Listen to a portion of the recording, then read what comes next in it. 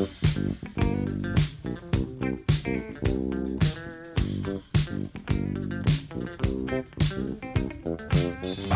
cookies. I love cookies. I love cookies. I love cookies. Welcome to Cookies, the most influential basketball podcast. I am Ben Detrick. George Redaelli is on vacation. Andrew Kuo, however, takes no days off. Ben, I'm in full costume right now. You can't see me, listeners, but I am wearing a head-to-toe Joel Embiid outfit. You look fantastic. Thank you. You are draped in the finest of process wear. That's right. I got the actual size of everything, so I'm looking like the UNLV running rebel style, with shorts down to my shins. Blackface has become very controversial, and you are... Oh. Joking, dear listeners. That's Joe the kind is of cutting edge humor that you can expect from the Cookies podcast. Well, the NBA season is officially fully underway. We got an inkling last week, but right now we are in the throes of the NBA. How are you enjoying the season so far, dude? I'm loving it. We'll get to the disastrous and maybe semi-disastrous injuries later, but I love this game. And I was conflicted last night because I also love No Sin Bin baseball, and it was a big game last night, Game 7 of the World Series. I've heard about those things. So it's the World Series, and from my understanding, this is the playoffs for baseball. And Game 7, this would be what, the seventh game of an 11-game series, perhaps? Listen to this kink shamer, just constantly kink shaming America's baseball a kink? Pastime. Oh, baseball is a subculture now. I'm convinced. Everyone hates it, man. It has like the remnants of fans from yesteryear, but it's not part of your conscience anymore. It like a regular ass NBA season and a little brawl kind of took precedent over Game 7 of the World Series. Yeah, that's interesting. And I fall into the category of people who used to be feverish baseball fans, and now It doesn't seem like I don't even dislike it. I just don't have really? You don't dislike it? No, I don't dislike baseball at all. I dislike football. I don't dislike baseball. I just don't think about it. It you described it perfectly before. It just slipped out of the consciousness of people who are casual fans. Yeah. I'd never ever think about baseball anymore. It's funny. This year I thought was so enjoyable for baseball, and this is weird, and you got to stick with me. I'm not going into WIS mode, but man, it's the NBA season, and you're talking about, what is this? The World Series thing? Kink shaming. Okay, sorry. Go off, baseball king. King of diamonds. I'm not annoyed, but I start noticing games with clocks that run down more as I get older, and it's like it gives me a little. It started as stress, and now it's just kind of like there's an inkling of a little bit of sadness there, which is like, oh, I'm just counting down this fucking game. you know, like whoever scores wistful. most. Well, it's kind You're of getting wistful because of timed sporting events. Well, it's like my family history and what happened to my family. And like, I just hate like these stop clocks, right? Because I'm not laughing at your family history. I'm laughing at the idea of you being like, wow, the third quarter, only one quarter to go. Oh, I think that all the time about basketball, being like, I can't believe the season is already like half over. You know, I always think about that. My guy, it's week 1. Oh no, I do that with everything, but I love baseball because it's endless, and there's kind of like it permeates the vibe of that game so much, where I just feel like the highs and lows of the tension of that kind of thing is so great, and it's so enjoyable. I just flip on a game, and it just feels different than a soccer game, a basketball game, a football game. It just has a different presence, and I just love it these days. I agree. When I used to follow baseball and care about it, I think baseball is more stressful than almost any other sport to watch. Mm-hmm. And I don't mean the typical game, one where the outcome is something that you are interested in and invested in. That lack of a clock, and as the game gets closer and tighter, and it's the ninth inning and it's a 1-run game and there's a guy on base. It's excruciating. Oh man, and a lot of people complain and claim that the length of these tense moments is what is killing the fans, and all these relief pitchers coming in and all these pitchers stalling and batters stepping in and out of the box. I'm like, this is the great stuff. Like, I just want that to last forever. Just like these guys posturing and staring at each other. I love it. And I know it's a generational thing and they could do things to fix it, but I don't think it'll get fixed because some things just have a life cycle, and baseball will never go away, but it ain't the NBA, that's for sure. Okay, well, you are officially in the sin bin. You started a basketball podcast by putting us in a headlock. It was a big game last night. A chokehold, if you will, and wrestling us into a 5-minute conversation about baseball. So, you're in the sin bin, and now we're going to talk about Halloween. Happy Halloween, Kuo. Happy Halloween, man. What are you wearing right now? I mean, for the listeners, I can see you. I'm also wearing a Joel Embiid costume. I think we established 5 minutes ago before our American Appreciation Baseball talk that we cannot wear Joel Embiid costumes. Are you going out tonight? Because you've made a big point about how festive you are and how much you love Halloween. Are you going out trick-or-treating? Are you going to don a costume and go to the local saloon dressed as Joel Embiid? Like, what? How are you going to celebrate your favorite holiday that is a fucking week long? This was the longest Halloween ever, dude. So cool. I've already griped about this last week, but that weird. was also Halloween. You were griping about something? That doesn't sound like you. Yeah, I love it, and I love that how long it's been, and I love that this is kind of the crescendo on my Instagram feed where everyone kind of busts out their best costume to go to work or school. And I'm throwing a Halloween party next week, and I want everyone to wear their best Halloween ensembles. Should be saved for November 7th when I'm going to be throwing a incredible Halloween jamboree, unlike the ones that happened on the 25th, 26th, and 31st. Oh, that sucks because on the 7th, I was going to invite you to my haters ball, where you're the only one who's invited, and I'm not even going. I hate when I'm invited to a haters ball, and it becomes so meta. I'm the only one here. I guess I'm the hater.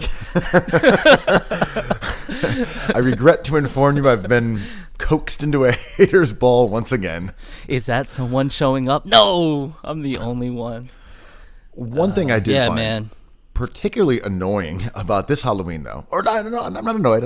It was more amusing. That? Oh wow, weird. Okay. Last weekend, the 25th, the 26th. That's your Saturday, your Friday, your weekend party night.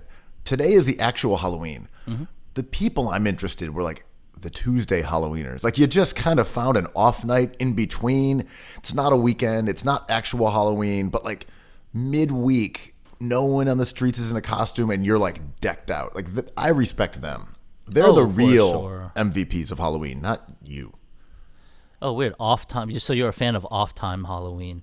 So what if someone showed up in a costume in a week? I do not respect last week's Halloween partiers for the weekend. Weekend warrior shit. Get out of here. I respect Tuesday, midweek, October 29th Halloweeners. We need a Street Fighter Sonic Boom sample on cookies, and it would just go nonstop when you talk about middlemen and Halloween. Sonic Boomer? Yeah. Yeah, but you're right. You're sitting in a bar, everyone's just as they are, dressed, and then someone walks in as a like astronaut. That's kind of awesome. Yeah, you're just like, oh, you're just celebrating this all over the place. You don't even care. You're like, it's not the weekend. It's not Halloween. You're just like, yeah, it's Monday night, man. Time to put on my costume. Yeah. And I know where you're going, and I know what you mean by this, because no one likes like the single guy rolling up to a bar dressed up as like John Travolta. You know, I'm Tom Cruise. I'm Tom Cruise. Yeah. What was that book, The Pickup Artist? You know, Footloose. Where like you bring like a balloon into the bar or a stapler, and just people have to ask you about your balloon or stapler. Like, that's annoying. But annoying people are just annoying. I believe the phrase from Neil, what's his name's book, was called peacocking. I Yeah. think that was like the MRA seduction artist's technique of, as you said, wearing like a top hat and be like, hey, why do you have a top hat? And you're like, gotcha. Because I'm Magic Johnson. Because I used to be the president of the Los Angeles Lakers. Hey, I can't help but mention that you're wearing a funny hat. Would you like to go home with me? And like annoying people will forever be annoying on any day, so that doesn't really stain the legacy of Halloween for me, because the worst people are always the worst, and the funny people will always manage to make it kind of fun. Agreed, and well said.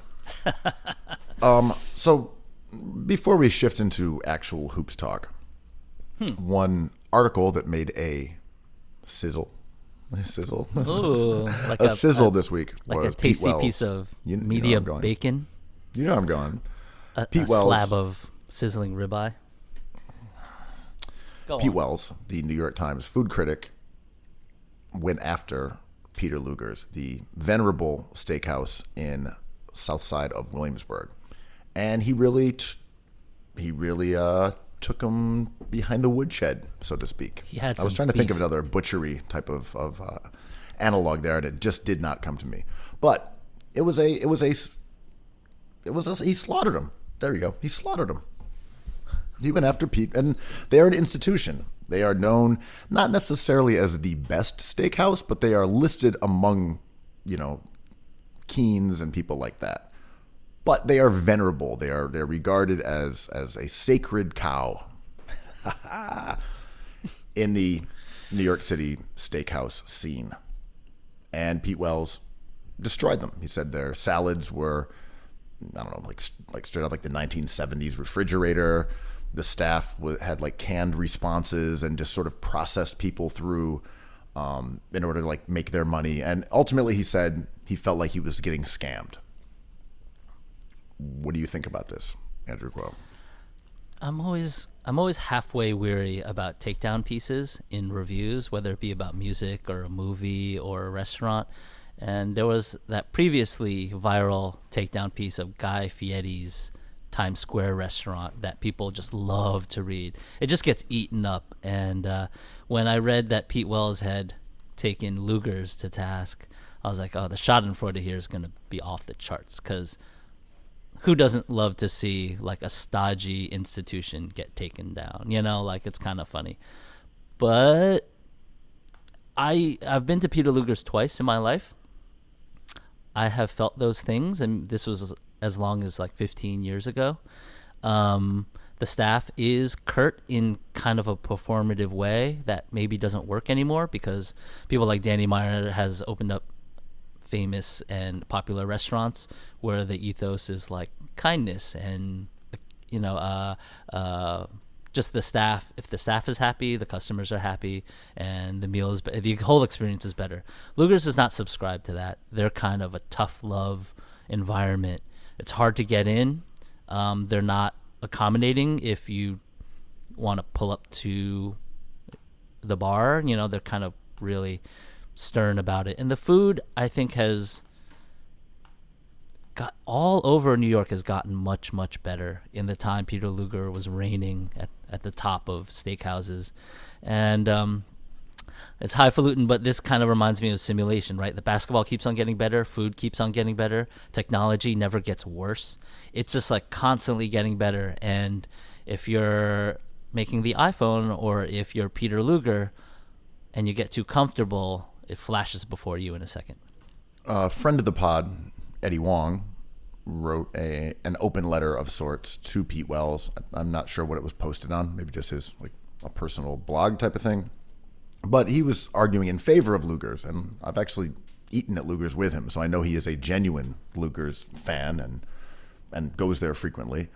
And he kind of defended those elements that we're describing, that the staff is this way, the food is this way, and it's sort of kind of its inherent sort of shittiness is what makes it great. That's not exactly what he said, but sort of. That it's a New York institution, and these things that we are knocking them for are also alternatively what makes it great. and he was kind of posing it like the service at the Supreme store, where it's like, well, you're going to go there and you can't expect to get the same things as you get somewhere else because it is what it is. So this gets into the territory of authenticity, and that just happens to be something I personally don't care about and try not to think about, because I think it affects my experience of an actual thing. It's too much. It's like dribble bias. It's too much to take in, and no one can live up to everybody's idea of authentic. But it's totally valid, and I know how some people want that, and most people want that, and it's a way to gauge and compare and create a framework. But and I think as vibes change in restaurants and basketball and baseball, no simbin, and music, I think we always have to adapt to it. And the minute we start thinking about how things should be, and this is just the way things are, I think we lose the appreciation of how things can change. And like Supreme is famous for being stern in their customer to store relationship. It's worked for them, but they are an outlier because they produce items that are fantastic. Like, they do something different. It's not because they're mean. It's because they're geniuses. You go next door to a shop that maybe doesn't have the right clout, and they're mean, and this is over.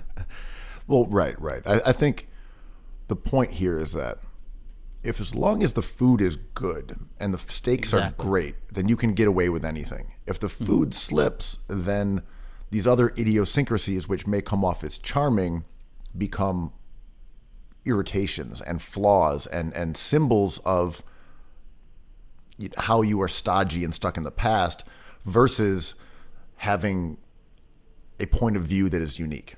Mm-hmm. We'll forgive someone for one thing if they're on time and good at what they do. We'll forgive them if they're jerks, if they perform really well, which is the case with Supreme. They're always on time, as an idea, and they're really good at what they do. So we can deal with that drama. As soon as Luger stumbles with their food, the whole thing, you have to break up with somebody that you accepted as, maybe not communicative as soon as they do something that really annoys you. Well, if you look at Luger's, I've gone there a bunch of times. I think the steak is good. I think the burger is really good. I enjoy the experience of going there. But I will say that experience without great food is not that enjoyable, because you are herded into this main bar area and you just kind of stand around in a crowded room with a drink in your hand, and it's hard to get a beer, and you're just kind of stuffed in there, and it's expensive, and you're just like waiting to get seated, and then you go to your seat, and there's nothing exceptional about the experience except that the steak is generally, and when I've been there, like really good, and it's fun to eat in that place because it's special, and you're at Luger's, and the steak is good, and it's famous. I agree. But if you don't like the steak, then you're like, what am I doing here? Mm-hmm. And the price point is breathtaking, and I know that's a move. That's a marketing move that works a lot of the time, and a lot of times people think they get what they pay for. But you're right. It's good enough if you like steak. Well, it's also in very sharp contrast to another local food event that occurred in Brooklyn, which is the opening of Wegmans, a supermarket chain that is from Rochester, New York. And it is one that I am deeply familiar with. I worked there as a teenager. I grew up a couple blocks away from one of its very first stores. So it's been a part of like upstate culture and a beloved and cherished thing from a city that doesn't have a lot of beloved and cherished things. There's like garbage plates, and there's John Wallace, and there's Philip Seymour Hoffman. Rochester does not have a lot of things to hang its hat on it these days. Kodak collapsed. But Wegmans is something that is a huge source of civic pride. And it opened in the Navy Yards here in Brooklyn. I went there to check it out on Monday. I mean, it's a good supermarket. Tell me about it. I grew up in New York, so Wegmans is a fascination of mine, and I don't understand why it's special, but I understand how something that like that would be special. Yeah, and part of it is trying to separate what is the nostalgia element of Wegmans as a part of like Rochester versus I don't know, Gristedes or Dean and DeLuca. I think there's an element of similarity there. But Wegmans is kind of more like Fairway. It's it's a big supermarket that has good produce. And Wegmans, though, kind of takes it to a zillion different kinds of cheese, but they also have like the junky stuff. It's not Whole Foods in that everything is organic or everything is gourmet. They do the full spectrum. They have their own brand. They have organic stuff, and then they'll have Cheetos. And what I liked about the one in Brooklyn was that it was very diverse. You have, more moneyed residents who are coming from Dumbo and Fort Greene and Clinton Hill, and then you have people who live in the public housing nearby.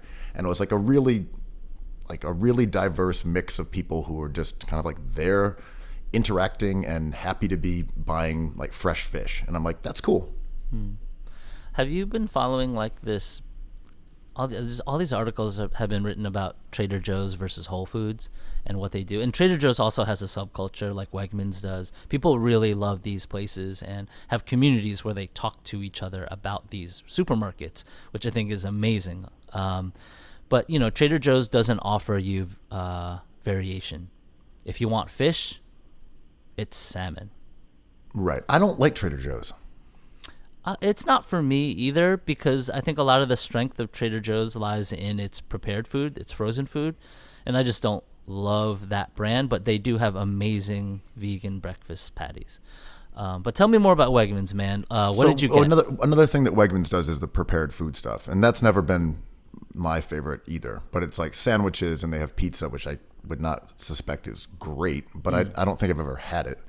And, Chinese food and I don't know, like just a lot of like sushi and they have a lot. They have exactly, yeah. They have like kind of like a restaurant within the place, and you can get it to go or you can eat there, and that's a big part of it as well. That's fun. But the one thing they have is a really good staff, and that was what I was thinking about in contrast to the discussion of Supreme or Luger's. Wegmans culturally is like the people are incredibly nice and they know their shit. And it's, I think, number 4 nationwide in terms of like employee satisfaction. People really like working there, despite the fact that it's a supermarket. It's a huge deal. And you notice that, like, you are like, hey, what kind of mushrooms are these? And the guy's like, oh, okay, let me look these up. I think we have some oyster ones in the back. Should I go grab them for you? And there's no sort of, all right, I can go in the back. They're like eager to go in back and try to find you some mushrooms. And you're like, oh, that's unnecessary, and you're very knowledgeable, sir.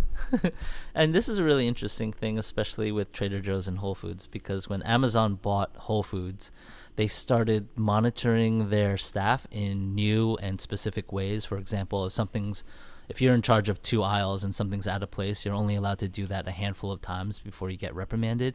And it would create a level of tension that wasn't there at Whole Foods before, and that creates like a poor experience for customers, because everyone's just on edge. Yo, fuck Whole Foods, man. I mean, yeah, that's tough for me too. I realize I haven't gone in months, and I used to go for my groceries. But Trader Joe's has the opposite thing. They don't have any online scalability. They don't do any delivery. They don't do. They don't control that tech market in the way Amazon and Whole Foods do. And they just have a ton of people on the floor telling you where the bananas are, which is nice. And I didn't have a problem with Whole Foods until they were purchased by Amazon. After they did that, it becomes profit and revenue and data for Amazon. Therefore, we have to stop going there.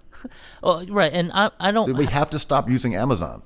It's mandatory, and we're all compromised, and we all use it on occasion. Like there are reasons to use it. It is convenient, but we have to stop doing it. We have to stop using Seamless and Uber and these car services as much as we can. That doesn't mean we're not going to be hypocrites at times or we should beat ourselves up over it, but you have to stop giving Amazon money. They are a bad company.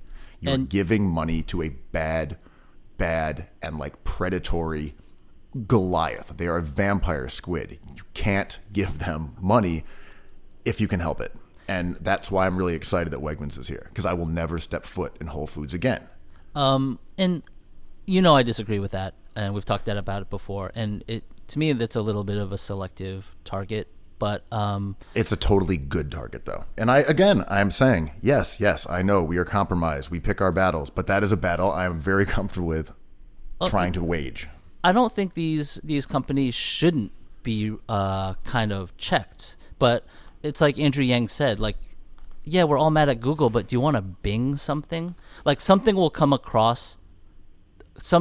through after Google to do what Google does. We have to set rules but not destroy these companies, because of course there's going to be something like Amazon in our lives. Like, there's just no avoiding that. Automation is happening, all that stuff. It's already here. So Amazon, my issue is only that they're a monopoly. As far as things being delivered online, absolutely, that's going to happen. And there was an article in the Times, I want to say last week, about how the streets of the city are absolutely fucking clogged with all these delivery trucks now, because everyone's like, oh, okay, I'll get a package delivered with paper towels in it instead of picking some up at the store like a normal human. Like, it's just this. It's where's like that Sonic Boom sample? I know. I was about to say, it's some boomer shit, man. It's like, when I was a kid, we used to walk into the store and buy paper towels. Yeah. But like, yo, it doesn't need to come in a cardboard box, man. We need to, yes, and I think we have to check everything. I don't think we should let these things go rampant, but we have to understand that, like, time lurches on, and, like, of course there's going to be the solution, and we can carve a like, for example, sure, there's accusations that Amazon is a monopoly, but it's not an accusation, it's true. But okay, so in New York City we all get our power from Con Ed, which was busted as a monopoly. It's not like you're not using Con Ed right now as we speak.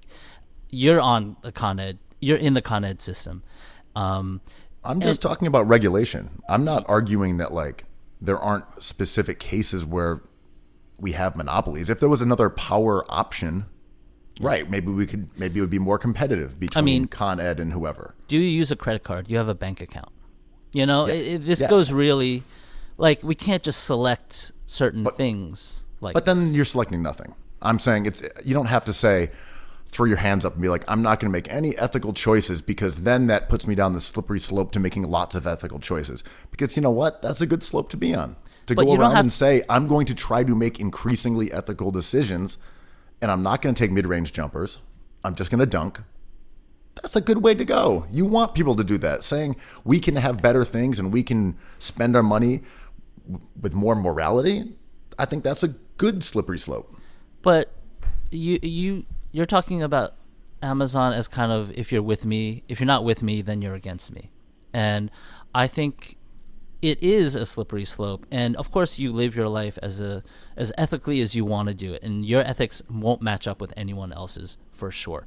But I think choosing sides like that is just really not for me. And the Kanye record came out this week, and it's just like a whole tornado of grossness. Either you love him and everyone else is stupid, or you hate him and everyone else is stupid, and people are stupid for taking sides, and can't we be nice, but then you're in the middle. It's just a gross thing. And what he did was just put out another pretty solid Kanye record. But we already give me your quick review, because I only listen to it at the listening because I'm really important. And right. I only listen to Kanye's albums if he is in the same room as me. But no, I only heard it on big speakers with a bunch of his sort of fanboys around and Kanye there playing it. And I'm like, the music sounded good to me. Like, everything was about Jesus and incredibly boring. He's always been about Jesus, though. He has never not been about Jesus. The first album was about Jesus. Are you suggesting he made a song called Jesus Walks at some point? Right. Or The Glory. Like, he's been talking about this stuff, and people are... So he made a pretty good record. It's not his best record. It's better than Ye. A full disclosure, I'm a fan. But I don't think, musically, I think he's quite awesome. But politically, I don't agree with his stuff. That's fine. But he made a pretty good record that feels like it's from 2008 or 2009. He did a Kanye record. I wanted Ultralight Beam 15 times, but this wasn't it. And no, that's not there. And there's a couple songs that are kind of cool, but overall, it just doesn't have that like.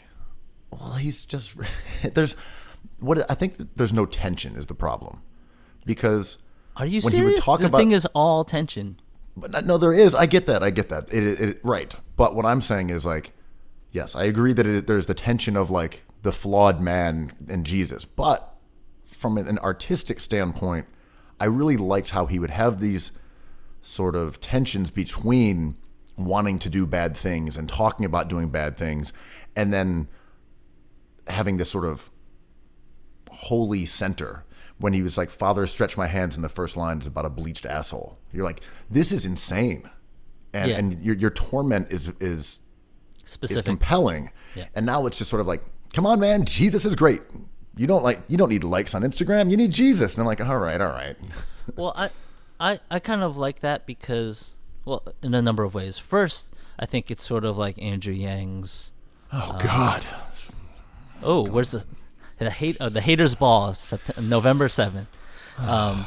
But it's like you've been Yang pilled. Everything now it's just immediately refracted through the lens of Yang. Anyway, sorry, go on. So there's like a gotcha argument where he has like a debate club kind of trap for people who disagree with his universal basic income. And I think Kanye has done that, maybe not even consciously, where if you criticize him, he's basically following in a long tradition of gospel music that I don't know much about, but I'm trying to do my due diligence now. And a lot of the gospel people are like, yeah, this is a traditional record and this belongs to a certain audience. And a lot of, like, I believe Snoop Dogg also did a gossip record. So it's just kind of criticizing that is tough because we don't know enough about it. And a lot of gospel people think this record is pretty good, not the best. And, I was doing a lot of some research and like listening to I don't even know how to gauge it from like a non-secular standpoint. Right. Are you saying like, oh, the way he said like come to Jesus, that like checks out? Are you using a different There's a whole language. Is there a different set of parameters? Right. Are you describing your relationship with Jesus in a way that falls into being good as a gospel record, or are you listening to it musically and being like, oh, these beats slap? Yeah. And, let's not forget, like, Kirk Franklin was on Ultralight Beam. Like, he's been teasing or just doing this straight up forever. And the other thing that interests me is I love it when artists kind of show us their bad paintings and they're working something out and they don't hide them. They're just like, this is my weird blue period. I'm trying to figure this out. My life is a fucking storm. It's like a tornado in my mind. I just painted the ceilings of my hut black, and then I tore them apart. Would you like to see it? It's like criticizing Royce Young, and we have our virtues and we have our ethics, and we say things like Kevin Love and DeMar DeRozan are great for talking about their troubles and their illnesses, as long as we're okay with their troubles and illnesses and what they have to say. Royce Young, we're not as sympathetic. Kanye, we're not as sympathetic. And to me, it's just like you talk about the slippery slope and living like life ethically. I cannot go at somebody who has talked about his mental illness in plain sight. I think there's accuracy there where Kanye is clearly a troubled person and trying to work things out the best way he can. Ye was about his brain exploding.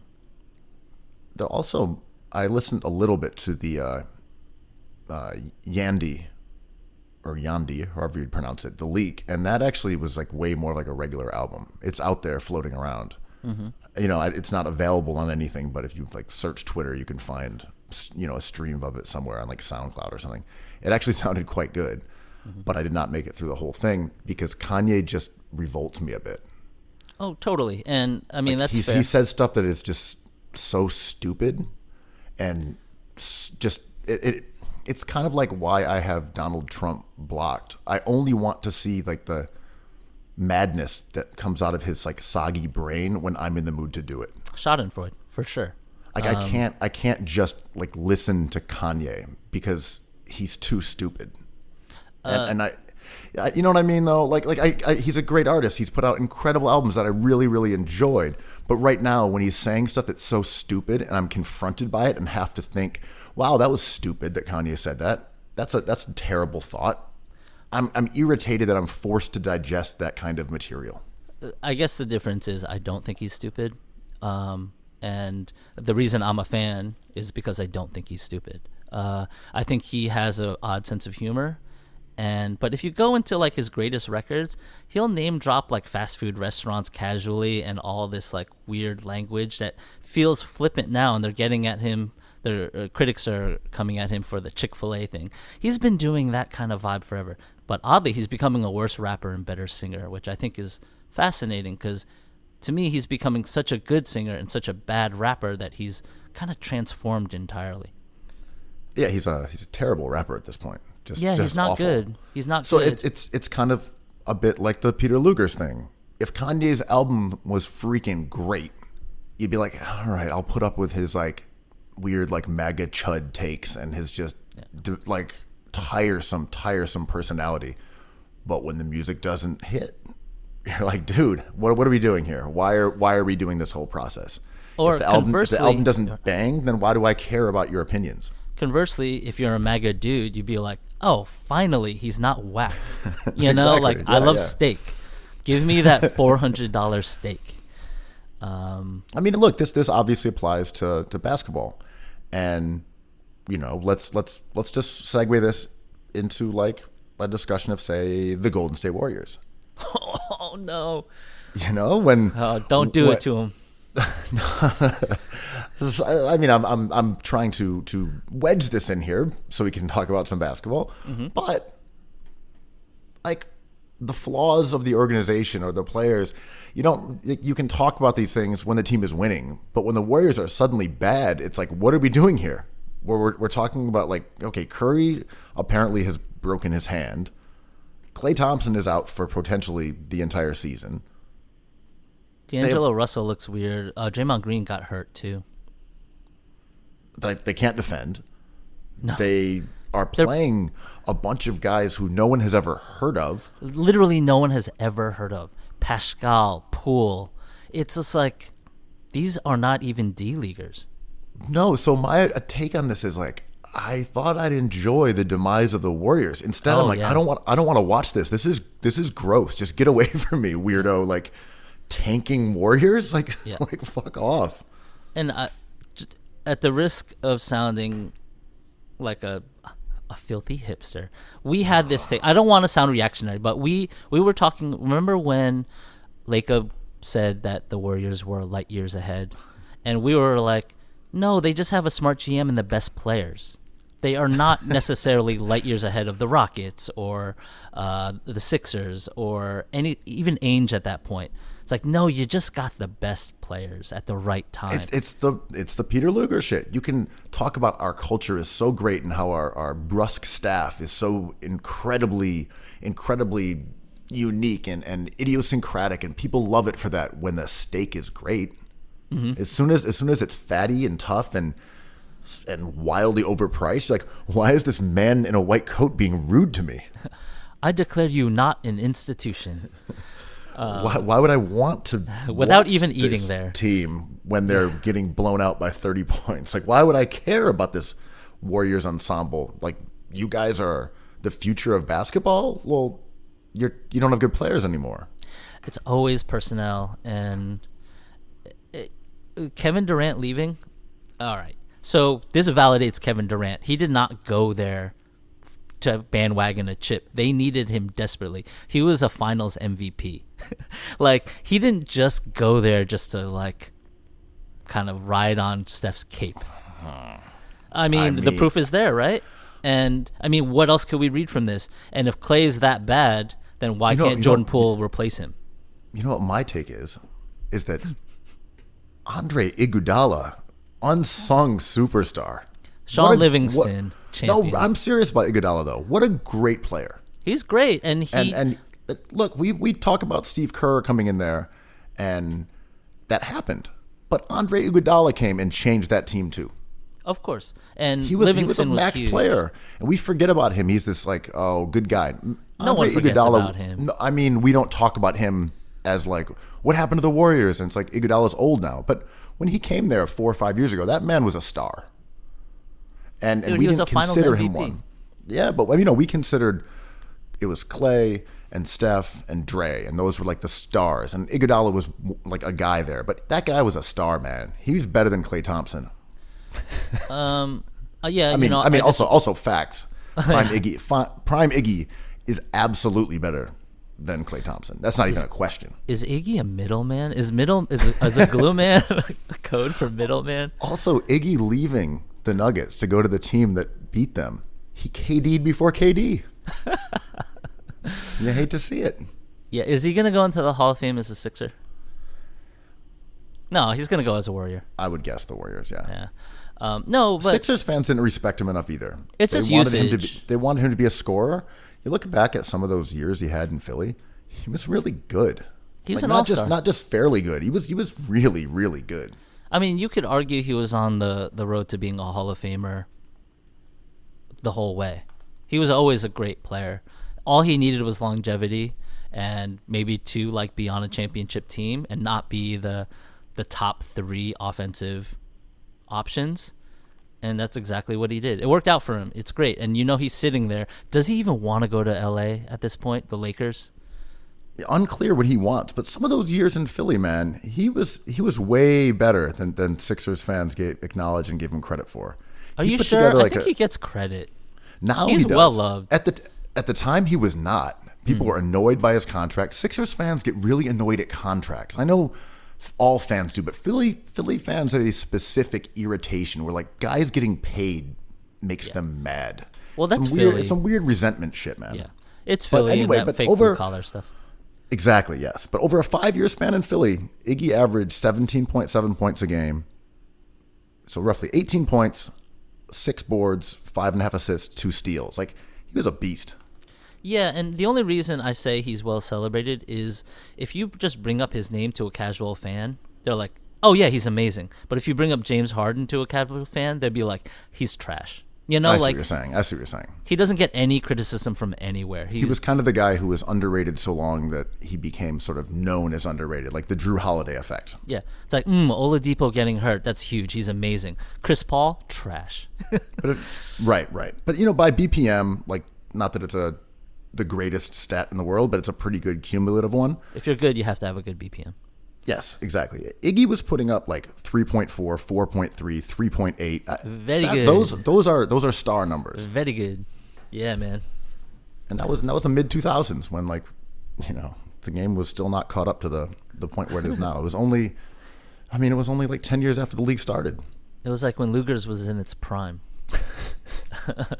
But yeah, his game is so interesting, and it kind of was ahead of its time a little bit. He could do so many things and dictate so many possessions on defense, and wasn't necessarily a flamethrower from 3, but I don't know, ethical dunks.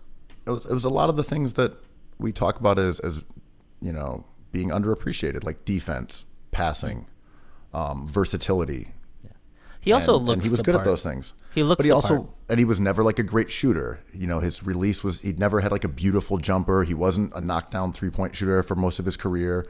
He ended up being a poor foul shooter. So there were these elements of his game that were underappreciated. He wasn't really a volume scorer, although he did average 20 points a game one year. But that usage was wild. But yeah, he also has dribble bias, which is basically Jordan bias, in that he looked the part. He looked like Joe Smith, or like a player that should be good. Like, we don't talk about Andre Drummond in these glowing ways, but Andre Drummond is going to be a Hall of Famer. Yeah, he's awesome. He's amazing. I don't even care about him or watching him play, but he's going to end up being like having comical career rebounding and like blocks, and He's nasty. Yeah. He's so nasty. The Warriors. Yeah, I was man. going to say, let's get back to the Warriors. What are the Warriors going to do going forward this year? If you're in charge, you are light years ahead. You're looking at this Warriors team, which right now blows. What are you doing?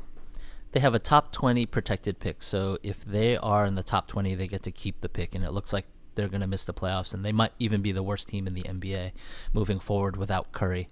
Is Curry actually hurt? Yeah, he broke his hand. But They released it. But is he actually hurt? Yeah, did you see that? I'm watching it right now on the TV, and you can see it too. He broke his hand. Is he actually hurt? Are they just David Robinsoning the game? Well, I brought that up on Twitter. It reminded me of when the Spurs won the Tim Duncan lottery. There's no Tim Duncan in next year's draft. It's a really good draft, but it seems, as everything these days, it seems pretty level. There's no outlier player. Weissman is controversial. I think he's a big guy, but he's limited in that DeAndre Ayton way. So there's no franchise altering guy out there right now. But if they get one of these top 5 guys and they get Clay back, who is amazing, Draymond Green, Steph Curry, and fill it out with and whoever they get for D'Lo, they're looking at a competitive team next year. This year is just a wash. It's over. What's a kind of a bummer to me, from personally, is that I really thought this season they were going to surprise people. And I can't remember if I said it on this program, Cookies Hoops, or if I said it in person to you or someone else. I was like, I would smash the over when it comes to the Warriors. I like, smash that over, baby. Yeah. Because I looked at that team and, we both know that Clay is not a big loss. They are probably better off without him and playing guys like Paschal and Poole and Glenn Robinson, the 7th. I thought you said we had Glenn Robinson. I know that guy. No. Glenn Robinson, 9 Glenn Robinsons. Yeah, 12 more Robinsons. And I'll be honest, I don't know if it's Glenn Robinson III or Glenn Rice III. I just know it's a GR3. Is it a Hardaway? Just tell me now. It's a Hardaway, I think. Yes. So anyhow, I thought they were going to be pretty good.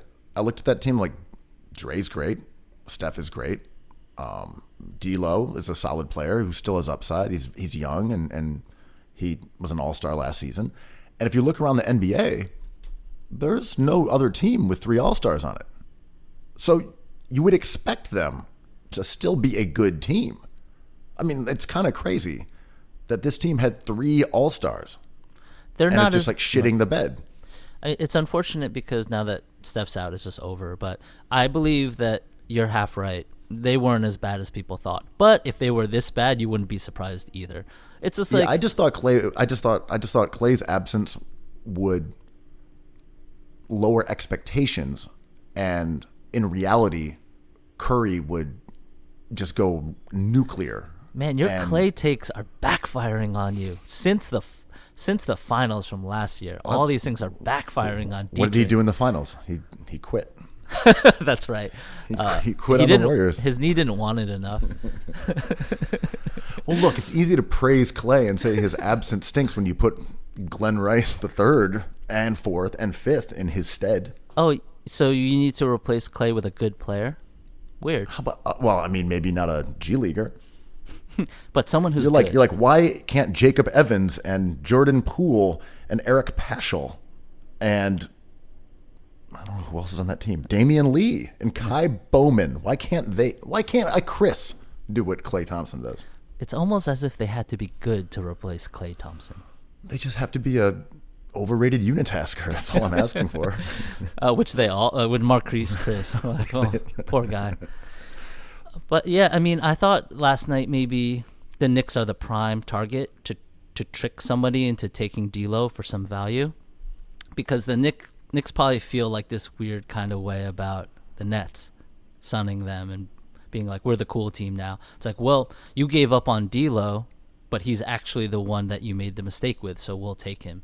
And they have enough assets and interesting young players to get that done, and bad contracts to get that done, and I'm just scared they're going to do it. Okay, well, let's talk about the Knicks. They are now 1-4. They're out of the NBA. They've been relegated. Oh, that one win was glorious. That was so fantastic. The Bobby Portis game. Portisanity. Portishead. But yes, the Knicks are 1-4. I can't tell, but it seems like there is a very It seems as if there is an undercurrent that is now bubbling up that people are mad at Fizz. And it's coming from all sides. There was irritation that they didn't play the young guys last season towards Fizz, specifically Frankie Smokes. But now I think the sort of mainstream Knicks fans have turned against him too. He's got two different flanks. He's got the rebuild guys mad, and he's got the kind of like win now guys mad, I think. What's the tenor here of the relationship between Fizdale and Knicks fans right now? Some Kanye business, right? You just have to have an opinion. I mean, I forgive Fizz because I don't think he's the one calling these shots. And anybody who knows Fizz's record or follows basketball knows like someone else is influencing his decisions with playing time and Smokes. But I don't know. Like, how do you criticize Slipknot? How do you criticize something you don't understand? Like, is System of a Down good? Yes. I agree. Or these not. normies want to pass judgment on the outcast. Like, of course they're going to pass judgment. They're listening to Billie Eilish. I'm listening to Tool. But what surprised me was now that we're getting to see a bigger sample size with all these guys, your boy RJ Barrett is shooting 40% from the free throw line. That is a problem, man. You cannot be a good player of his makeup, which is a volume scorer, and not at least shoot 60, 70% from the line. Yeah, I think that's true. But also, we'll see. It's the most valuable shot in... I mean, 40%. Him not shooting well from the line, and also Julius Randle not rim protecting is hilarious. RJ Barrett's been pretty good, though. Oh, he's awesome, but that really jumped out to me. That is very low. I mean, he hasn't been great. He's been pretty good for a rookie who has a lot of responsibility and a very young rookie. Yeah, I'm pleased with him, but I kind of got a dose of reality last night after seeing all these games where he's missing these most valuable shot in the game, the free throw. I'm gonna say this not as anyone who has watched a ton of RJ Barrett play this year. He might be bad. No, he's not bad. No, hold on. He might be bad, but people will think he's very good because he's in New York and he had a couple good games and he's gonna score some points. I'm not sure he's good though. We'll see. We argued about this last week where I thought he could squeak in as a Kyle Korver-ish tier all-star, and people were like, he's good, he's doing his thing. But nerds would be like, it's the New York bias. Yes. I'm sort of, I guess I'm conceding that may be the case with him. That like there may be a difference in perception between like at least they got him, he's a keeper, and he might not actually be that great. This Useful. is pure speculation. Yeah. I'm just saying I can already sort of feel that like, all right, he's our guy, he's awesome, and we'll see. But the guy who is awesome is Mitchell Robinson. He's legitimately awesome. Yes, and he seems to be a little hurt. They're limiting his minutes now. I don't know if he's still suffering from an injury or they're mitigating his handsy fouls. But he's so awesome, and Would you like to know his per 36 numbers? Is he averaging 10 blocks? No, but eight? he is averaging per 36 minutes per game. Oh, 36. He's averaging 22 points, 13 boards, 2 steals, 4.5 blocks, and shooting almost 70% from the floor. He's awesome, but He's I don't think awesome. Yeah. Also, seven fouls. Yeah, it's a big problem, and I thought Jaren Jackson Jr. was going to have that problem as well this year. It's an issue, and it affects your whole game. But I love him still. I think he's a keeper, and I'm scared the Knicks will give up on him. His BPM, just since we referenced that before and said that Andre Iguodala was a star with a BPM of 4. Is he 5? 11.1 thus far. King. That's king shit. Bobby Portis is 1. Elfrid Payton is 0.2, and no other Knick is positive. That's not bad for those two. Shout out. Mitchell Robinson is putting up Giannis-like BPM numbers. Yeah. Anyway, he's really good. He just can't stay on the court. He's kind of hurt. He follows people constantly. He's an absolute monster. Yeah. He's like a whirling dervish. He's a Tasmanian devil on the court. Is Fizz going to get fired though? I think he's going to get fired. Maybe. I mean, this organization doesn't answer to your normie gods, but I think it would be reasonable to think that the Knicks would think a change of personnel would be the answer. I don't think they have many answers. I think Fizz is fine. They need players. They just need players. Yeah, their offense is garbage, but it's going to be garbage. They don't have good players. Exactly. Generally speaking, when you're a bad team, you can only sort of choose one thing to be okay at. You know, like a really bad team is bad on offense and bad on defense. But a typical just like bad team, you can sort of use your personnel to make a decision and say like, all right, we're going to be okay at defense and really bad on offense, or vice versa. And they're happening to side with defensive players where they're like mediocre defensively. I mean, if create a team wise, like if you have Mitchell Robinson and you recognize him as your best player, it's tough to surround him with these guys who just are lost on defense. It just makes him do too much work. It also is weird to surround him with guys who can't shoot other guys who want to score in the paint. It doesn't make sense. I know. They're not using him right. Surprise, surprise. But also, they are staring at Randall's, and it's hard to kink shame that. Well, let's move on to talk about the NBA. The Sixers, the crown jewel of the National Basketball Association. Wait, are you talking about the Philadelphia Bullies? I believe they're now known as the Bullies. Official. Hashtag Bullies. They've done some bullying. They're bullies. They are bullying people, and it was happening on the court, and then it sort of spilled into an altercation last night during their trouncing of the Minnesota Timberwolves, where Karl-Anthony Towns was choked into unconsciousness on the middle of a basketball court. You hate to see and it was just arduous to feast your eyes upon. So Karl-Anthony Towns and Joel Embiid. Oh, this is so awesome. It's like two amazing players going at it. They were just like scrapping down low all night, and tensions overboiled, and they kind of got into this 90s-esque like tumble where no one really like threw or landed a clean punch, but there was some heated. It was a heated fight, and somehow your boy. Oh, sorry. Go ahead. Yep. Ben Simmons. I'm listening. I'm hearing about the bullying. Go on. Ben Simmons, as maybe like a secondary bully, comes in, like has Karl-Anthony Towns in a headlock, which is like jarring, and I can understand how that goes from trying to de-escalate into escalating so quickly that you don't even know what happened. Well, it wasn't a headlock; it was a chokehold. Chokehold. My bad. Yes. And he's a peacemaker. He is. He's just the to peacemaker. Be clear, he came in as a peacemaker and made peace. Can we assign the type of bullies these guys are? Because Joe is like your alpha bully. The instigator? Yeah. He's the instigator. Ben Simmons is your peacemaker bully. The peacemaker. And Al Horford. It really should be his nickname, man. That's a great nickname. He doesn't have one. The peacemaker. The peacemaker is a hard nickname. That is Horde. Horford? And Horford is the boomer bully, where he's like, we're better than this, man, but I'm still a damn bully. We've got to be better than this, guys. We've got to be better. This ain't us, man, but I'm still a damn bully. Josh Richardson is the noodle bully, the wet noodle bully, who just like slithers around. You don't see him, but he gets his punches in. The linguini bully. Yeah. And your boy Mike Scott, his joy was contagious, man. Just his eyes lit up. They were just so a twinkle as soon as fisticuffsmanship started altercating. And I'm old, and like this kind of fighting doesn't bother me, but just because of the 90s NBA and all that rumble, Malice in the Palace.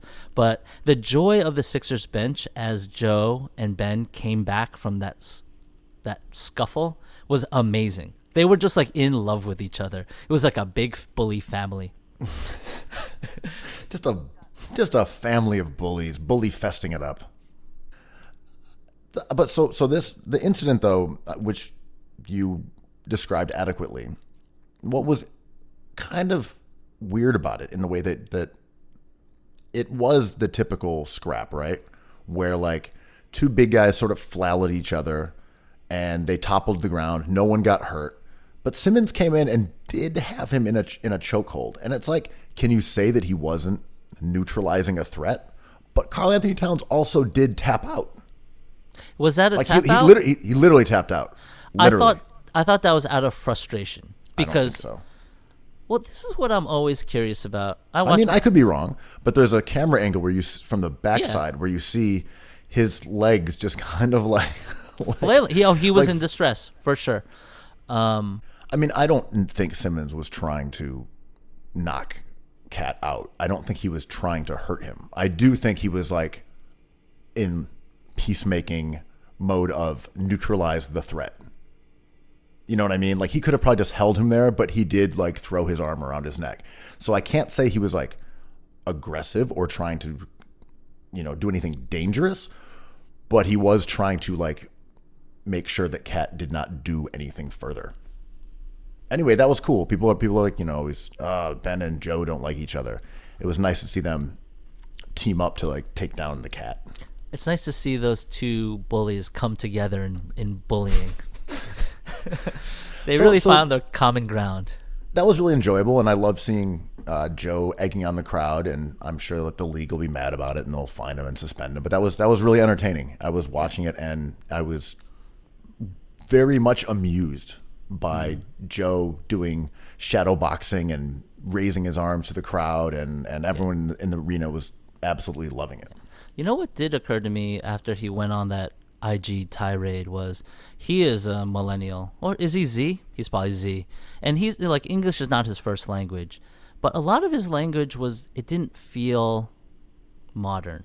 It felt like he was saying some phrases where I'm like, oh, someone should tell him it's okay if he's passionate and talks about this stuff publicly, but he's using some words that like we don't really like anymore, and he did that repeatedly and used phrases that I'm like, Joe, someone should tell you this. Like, and English is his second language, and he's so good at trash talking.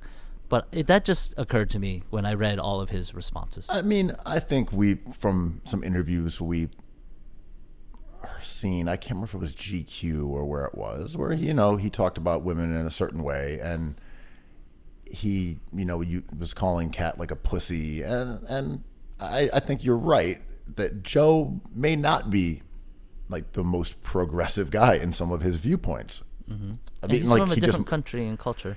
Yeah, and that doesn't mean that he's not modern and funny and incredibly smart and gets it. Mm-hmm. But sometimes he might express those ideas in a way that people find objectionable. Yeah. Like everyone in the NBA might share some of his opinions, but he does have to be careful the way he expresses them because, as you said, it comes off in a way where you're like, love you, man, and I get it, but I wish you'd switched it like a little bit. Yeah. You didn't have to capitalize pussy. You Yeah.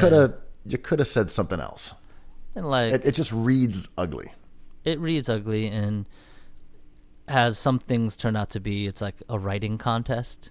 Like it turns into people who don't really care about basketball or the Sixers or Towns or Joe, just like looking at his words and being like, oh, this is a guy who doesn't get it. I'm like, no, he gets it. It's just the language is off, and he's a young man who is learning English, and he's great at this. He just needs to like refine it a little bit. And Yeah, it's sort of that's like, how I felt too. That people will look at what he said and think of him in a way that may not be completely reflective of how savvy and polished and smart and witty and lovable he is. Mm-hmm. And No cap. Right. And this reflects that, to the Kanye discussion, how it turns into a writing contest or the things you represent for people who don't even like his music, or steaks or whatever. But it really made me love the Sixers team even more. And I just really want them to go all the way. They look as good as advertised. I really love them. Okay, so I've got a few observations about this large lad team that they've assembled. Different than last week? Well, now we've got some confirmation, right? Mm-hmm. So first off, the defense thus far has been as good as advertised. They are, I think, they might be ranked second defensively because Orlando's been very good too. But they're giving up 95 points per 100 possessions, which is just outrageous. I mean, and their defense is really, really, really good. And they've gone against a few different teams with various styles of play. You've had Trae Young, who's a lightning quick perimeter scorer. You had Cat, who's a stretch big. And Philly's done a great job in every encounter. And a big part of that is there's no drop-off, or there's less of a drop-off when Embiid leaves the floor and you have Horford out there. They just have a lot of defensive talent. And it goes back to what you were saying before about the Warriors or the Knicks. If you don't have talent, it's hard to do shit. But you're like, well, the Sixers, these guys don't make a lot of sense together. It doesn't really... It's not a conventional basketball team, but they're putting a bunch of good players on the court all the time. And you just beat people when you do that. I know, like, their bench is so great. I love Matisse and Mike Scott, and Matisse is different than Scott, but they don't really, it's a drop off, but compared to the other bench, it's like these guys, it's a really deep team, and you don't have someone like Redick gobbling up all that usage. Well, it's also that you don't have an Achilles heel that teams can attack over and over and over. You know, when you have Redick and you have to defensively cover for him, it compromises your defense on literally every possession, because smart teams like the Celtics or the Raptors or the Rockets, they would just isolate him and go at Redick every single possession. Yeah, and then we've talked about this before, but if Redick isn't hot, then you have to yank him, but you got to wait for him to get hot. But they also never had the depth to even do that as an option. But this year... Sorry. I was just going to say, the point about it is, when you looked at, say, Minnesota, who had come into that game undefeated, they have one awesome special player. Cat is incredibly good. He's I love him. One of the best scoring big men maybe in history in terms of his skill set. His jumper looks unbelievable this year. He can score in the post. He can dribble. He can do all these amazing things. No weaknesses. But they just didn't have other good players. And when you look at the Sixers, it was like, cool, we have 4 of the top 5 players on the floor at almost any time. Yeah. And I always think about how the Sixers seem to have recovered from that disaster that Markelle Fultz was, but the Timberwolves have not recovered from the disaster of Andrew Wiggins, and they were both number 1 overall picks, and it was a much different point of view. And I'm kind of sad the Sixers let go of Fultz, but we always talk about sunk cost, and the Timberwolves... They could use Fultz this year. He's not good, I think so. But they could use him. Yeah, and they didn't get any return for him, but they're going to end up getting a couple second-round picks, basically.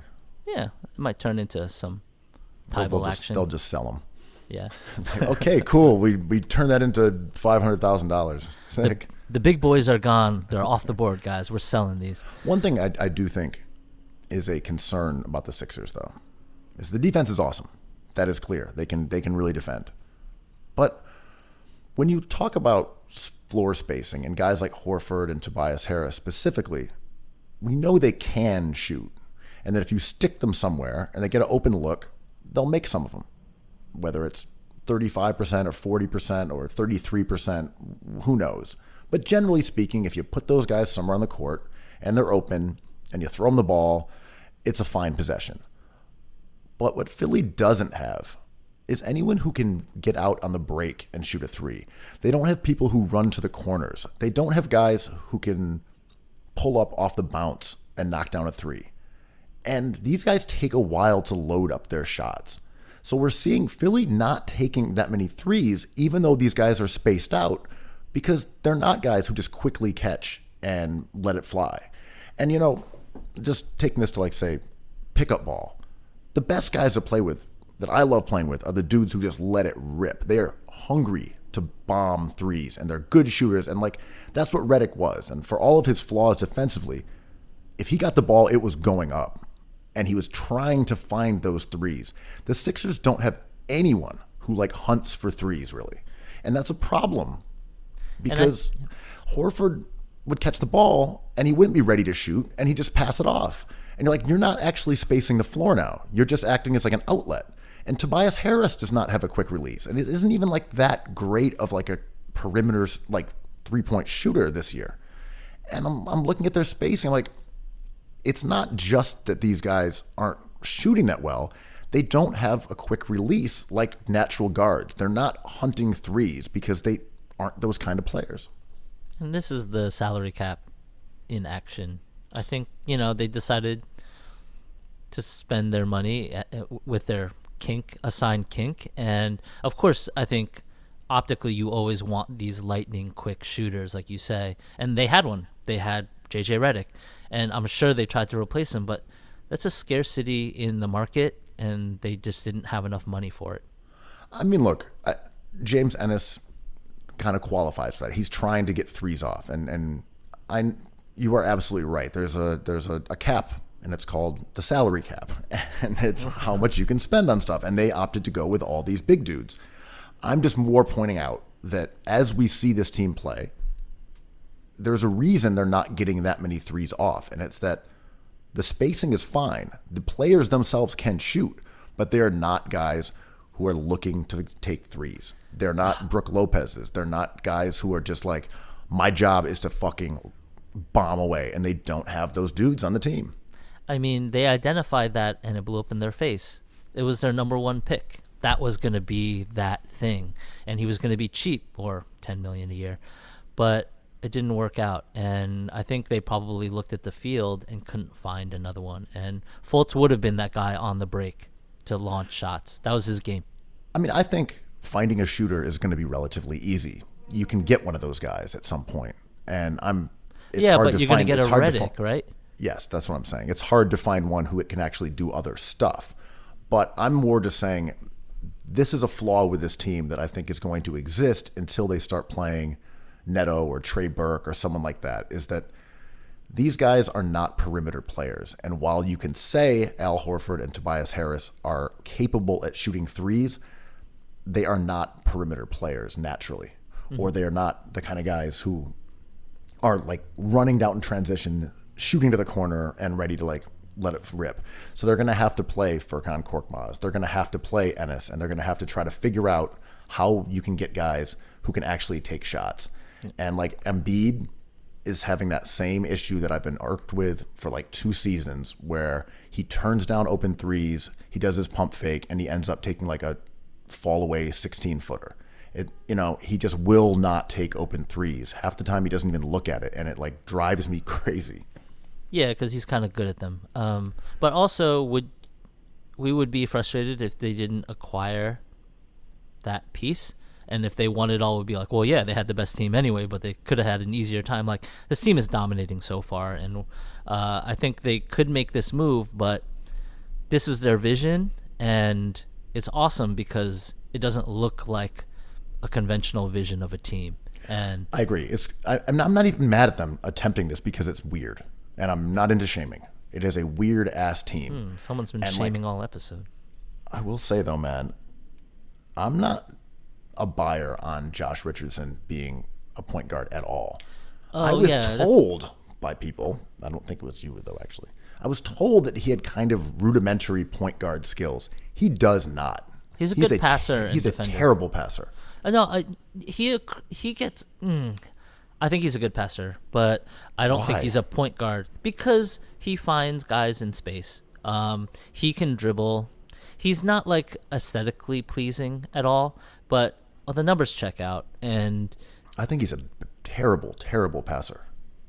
I think he's fine. He looks weird when he passes. They look like bad passes, but it's because he always gets in the air. He doesn't have that like quick twitch passing ability. He goes in the air, he kind of bails, and he throws it to someone, which makes a lot of his passes.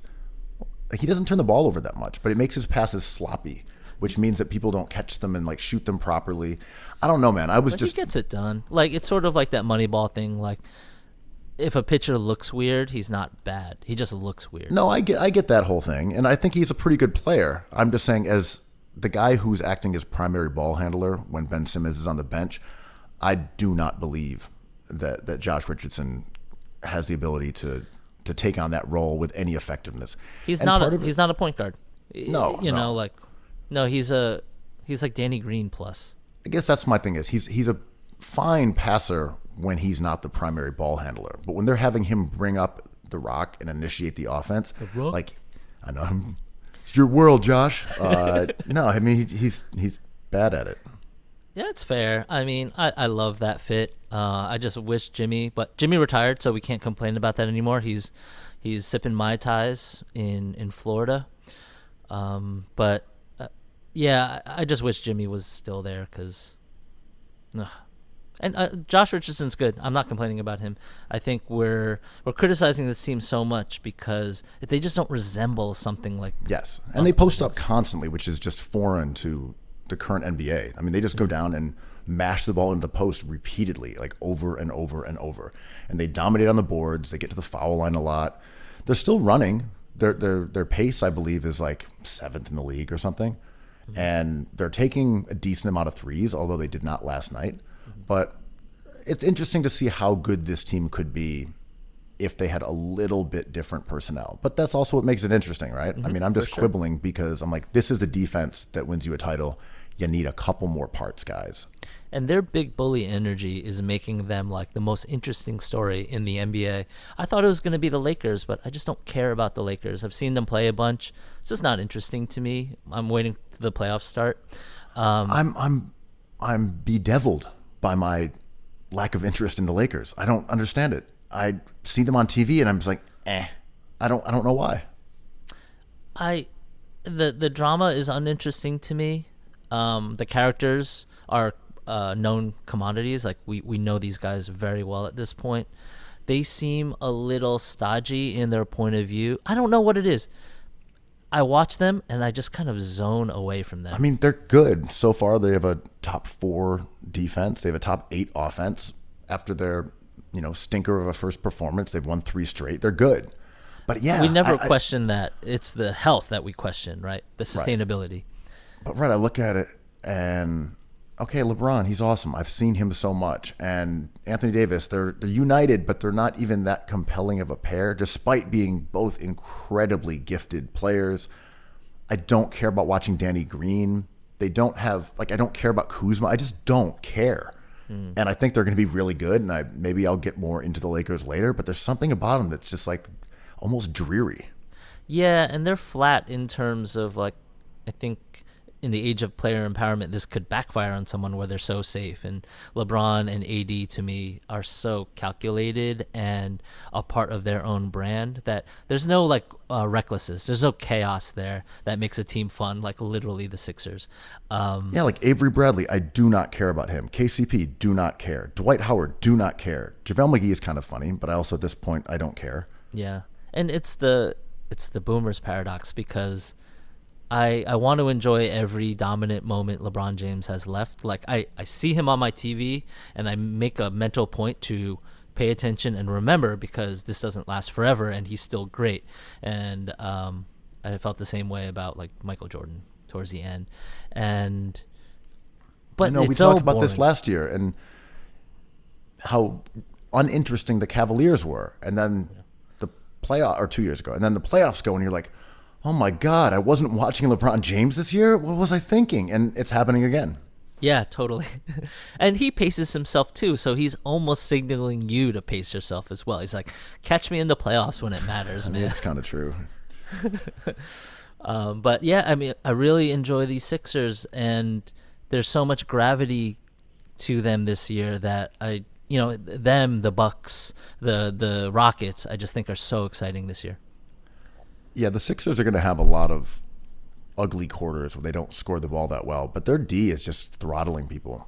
Yeah, I mean, they are not only are good individually, they're good team defenders, they're smart, they're huge, but they're also very well coached. And last night they had a lot of breakdowns, which you can attribute to a real lack of unfamiliarity.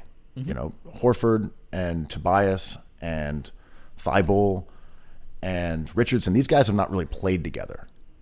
Sure. And that's what's kind of impressive about how good their defense has been, that these dudes have not played together.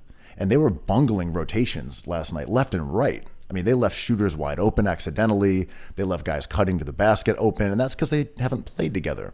But they are well coached, and you can see the kind of shots that they're trying to give up. Mm-hmm. They would let Wiggins shoot all day, but they were trying to close out on Cat as much as they could.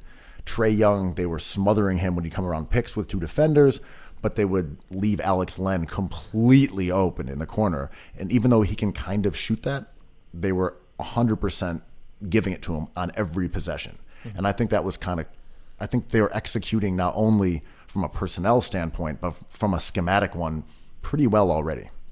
Yeah, there seems to be a point of view in place, and it'll just take time for these guys to click with each other, like you said. And I'm still waiting for Zaire Smith to kind of integrate himself into the system.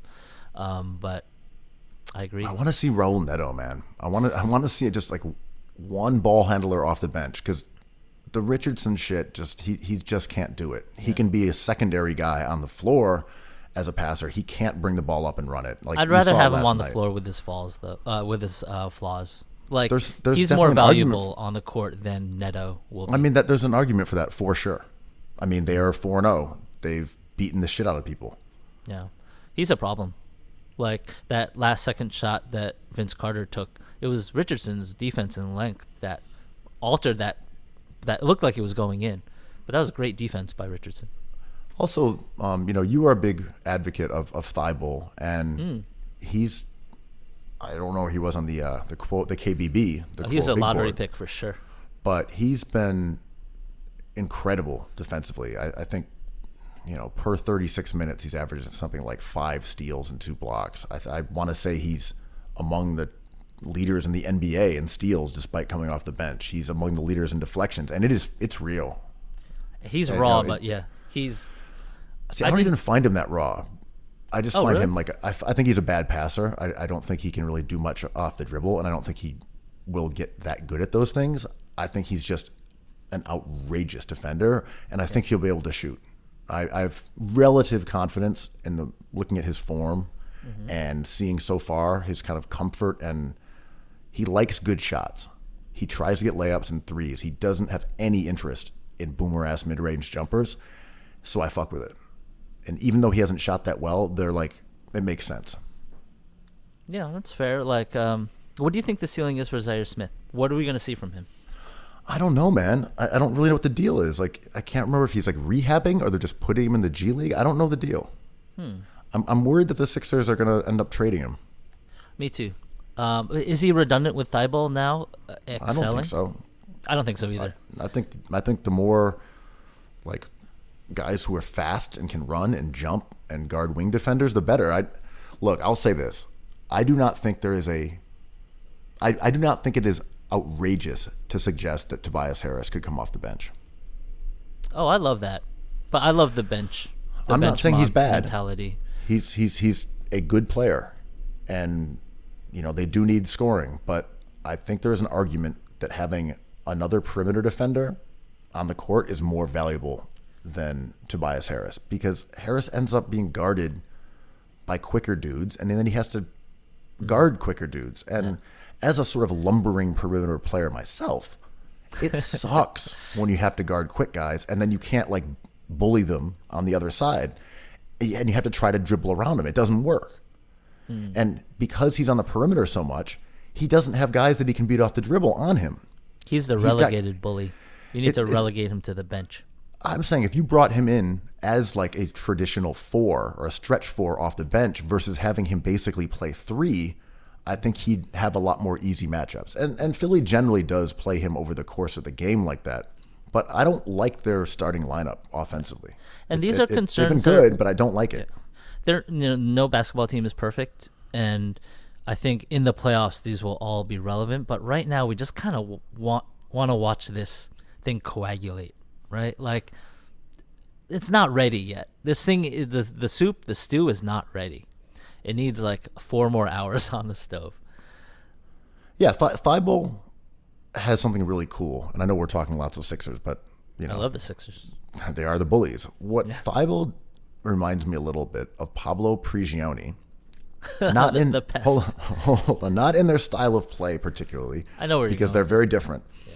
But they both have a really unique steal technique in which they use the opposite arm. And I'll just quickly explain is that when you're defending someone, and I'm trying to figure out how to make this easy to visualize. When you're defending someone away from the ball, after you've touched the net and maybe clapped glass, you're using the hand that's closer to the ball, if that makes sense. That's how you're taught in organized basketball. You use the hand that sort of like creates like almost like a barrier between the guy with the ball and the guy you're defending.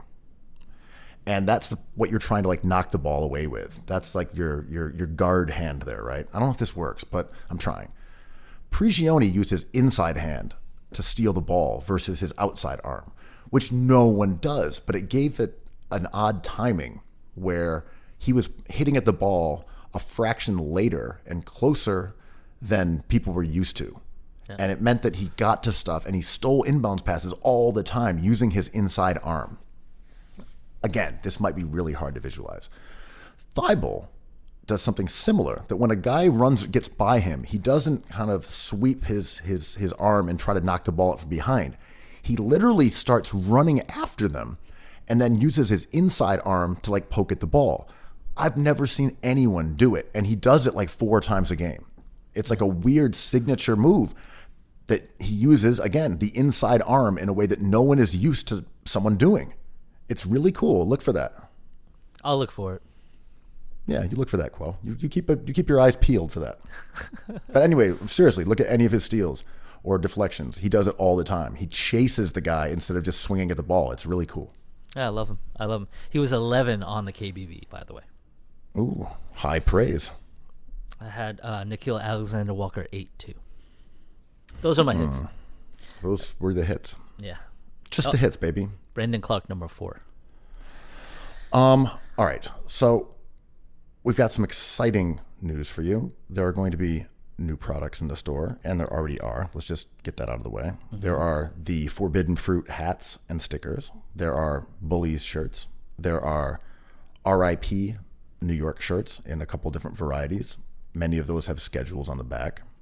And we've have some new stuff coming out that are authentic Cookies Hoops classic jerseys and shorts. And we're going to put some of those online maybe later today. We found a couple of them.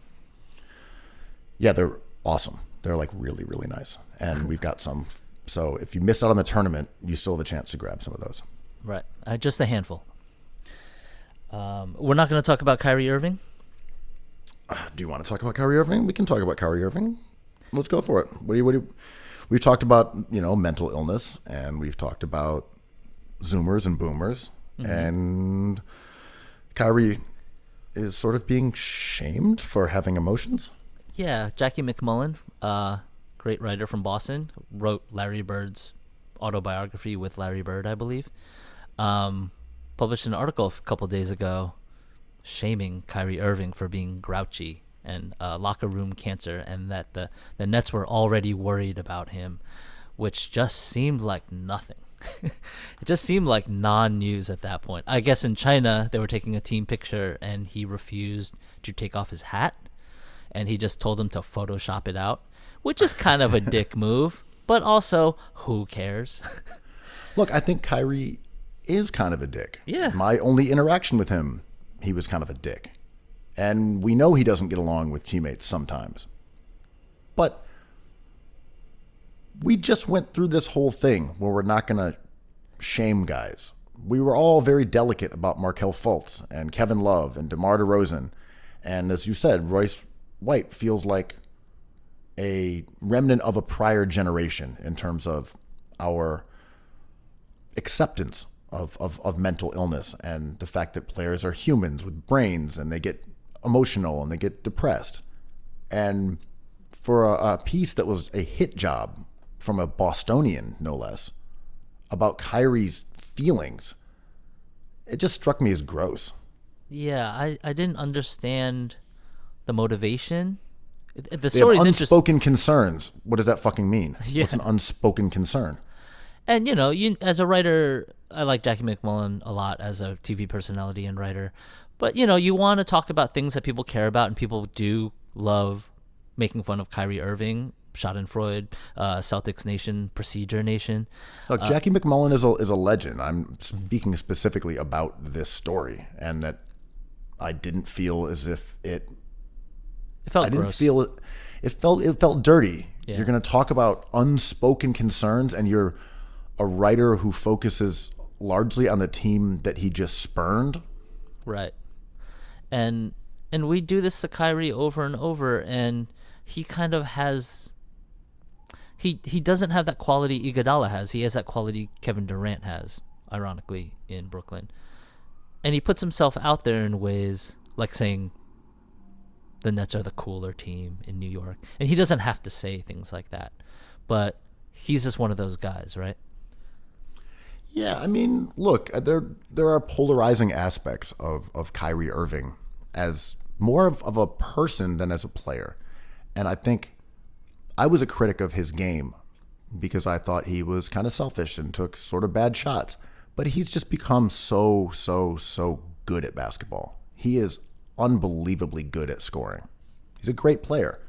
And now the criticism for him is almost in the way that you can't win, right? It's about unspoken concerns. It's about how he feels. It's about the locker room. And like, how do you win that argument? Because you're like, oh, well, look what I'm doing on the court. Like, I'm balling out. And like, yeah, but it's not really about basketball anymore. Mm-hmm. And I don't think that's fair. Yeah, and sometimes I vacillate on the other side of that, being like, well, these guys are here for us to talk about, and if they're grouchy, we have to discuss that they're grouchy. We can't always just be like, well, people have feelings and people are complicated. Then we're just like, as you said, we're talking about nothing. But Kyrie is such a good player, and his issues to me are complicated, and he's like an accumulation of all these things. And it goes back to our steak conversation or Kanye conversation. If he's not as good on the court, are we gonna forget him? Or are we gonna vilify him more? And it also comes down to if the Nets had come out and won a couple of those close games and were 3-1 instead of 1-3, then we'd be saying something differently, because Kyrie is putting up outlandish numbers. And people are like, well, maybe he doesn't make a team better. Guess what he does? The guy who's averaging 35 points a game, 6 rebounds, 6 assists, and a steal and a half, and only 1.8 turnovers. Guess what? That guy really, really helps your team. His true shooting percentage is 62%. He is cartoonishly good this year. And the idea that like they were maybe better off when they didn't have that production from him. No, wrong. That's just not true. These pieces will always exist. I just really, like, people really ate it up and took an opportunity for maybe 18 hours to go after Kyrie, and then the fight happened. But I don't know what I want. Do we want this spice out of our media, or do we want our media to be empathetic? I mean, I don't know. Again, if we're talking about, sports is sports, right? We're not saying like stick to sports here. I mean, I think. No, I mean, sports is complicated. I think it's fair. I think it's fair to talk about a player's mental state, perhaps. If that's what all we're we talking do, about. Right? We do this stuff all the time, and we never really know what's going on in someone's head until they tell us. It just felt like a story about the Nets already being worried about him was just some sour grapes Boston shit. That's how it read, for sure. Yeah, it didn't. It was like, what? Oh, the Nets are already worried about him. He's averaging 35 fucking points a game, 6 assists, 6 boards. Like, he's killing it. And you're like, yeah, the Nets have unspoken concerns. Let's not pretend that Procedure Nation doesn't have unspoken concerns about Kemba not being Kyrie Irving too. I just don't know how you move that albatross contract without sweeteners. But it seems like they have a duo known on the Twitterverse as Sweet and Low. That's the only way you're moving that contract. Yeah, although Jaylen Brown is no longer a sweetener. No, he's another albatross. Yeah, so in order to take Jaylen Brown off the Celtics' hands, you got to take whatever, like Jason Tatum or something. It's true. But yes, more on that next week, Will. Okay, all right. Tune in next week for more Jason Tatum slander. Who's been playing okay? All right. I know you love basketball. Let's finish this here, Will. Let's save something for next week. All right. Tatum talk. Load manager. Procedure next week. Cookies. Cookies.